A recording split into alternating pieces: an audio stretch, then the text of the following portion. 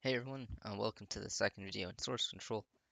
Today we're just going to quickly cover how to install git bash and some basic Unix commands to get you started in the terminal. So before we begin, you just need to go to git-scm.com, hit the download button, and run the installer as you would run any installer. Stick to the default settings and lets you know what it is that you're doing and what you're editing and messing around with. Otherwise, the default should be good. When you're done, you just want to open up your start menu or whatever it is that you're using and go to git bash. And this is what you'll be presented with. So if we full screen there, we can see the full terminal in all its glory. And it's not that much at the moment, but to get started, we're going to need to figure out where it is that we're actually looking at. So you can imagine the terminal as all things, really. It's how you can control your computer without actually clicking any physical buttons. But right now we're using it basically as a file explorer.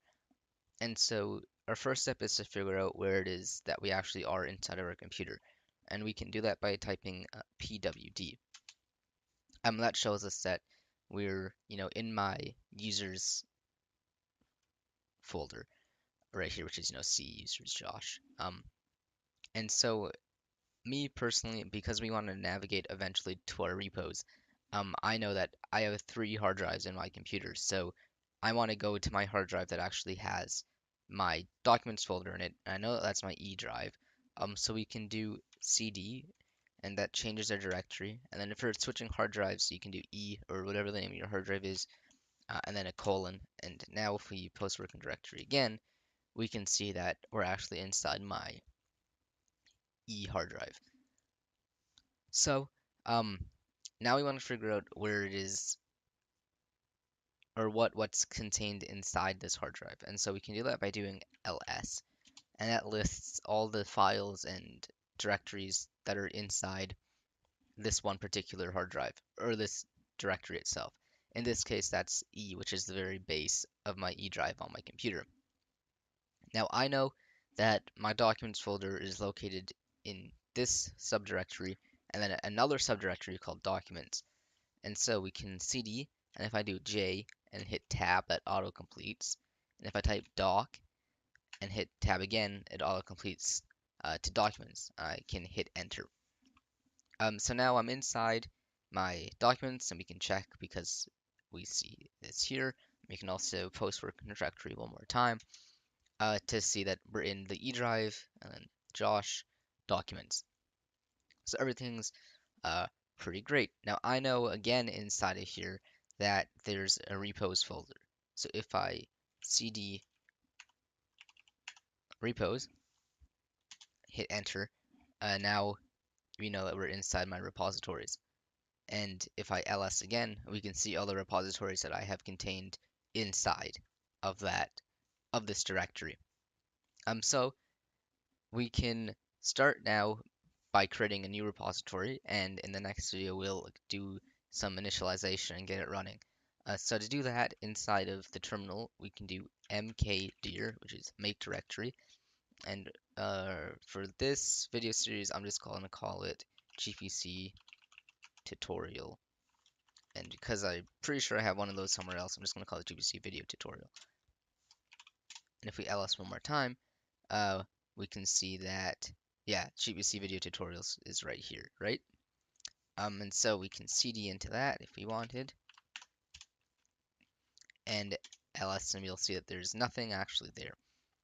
But if we go into one of my other repositories, and so we can navigate back by doing cd dot dot, we can go into, let's say, my current one. So let's go into Celestial Studios, which is my studio this semester, hit enter, and ls. We can see, okay, there's another subdirectory inside of here. So let's go into that and ls one more time, and we can see all of this stuff that pops up inside of this repository. And you'll also notice on the side here in this tealish color, this is actually the current branch that's working on. So I'm currently looking at my friend Robert's branch. That's where my computer is pointed at the moment. If you don't know anything about branches, don't worry about that yet. But First, let's clear the screen. So we can clear it by doing clear. If I wanted to see a little bit more, because more exists inside of this. So if we ls, we see all these things. But I know that there's more. There's some hidden folders. And if you want to see hidden folders, you can do ls-a. Now we can see that a few pop up. Our .git, which we'll talk about in probably the next video, our gitignore, which again we'll talk about later. And you're all familiar with the .vs, which is your Visual Studio hidden folders. You probably have deleted this a bunch of times handing in assignments over the course of the semester.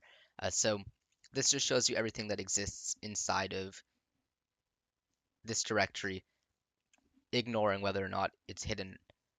So if we cd back out and go back into our video tutorials, the one thing I want to show you now is that you can also remove directories. So if I were to make another directory,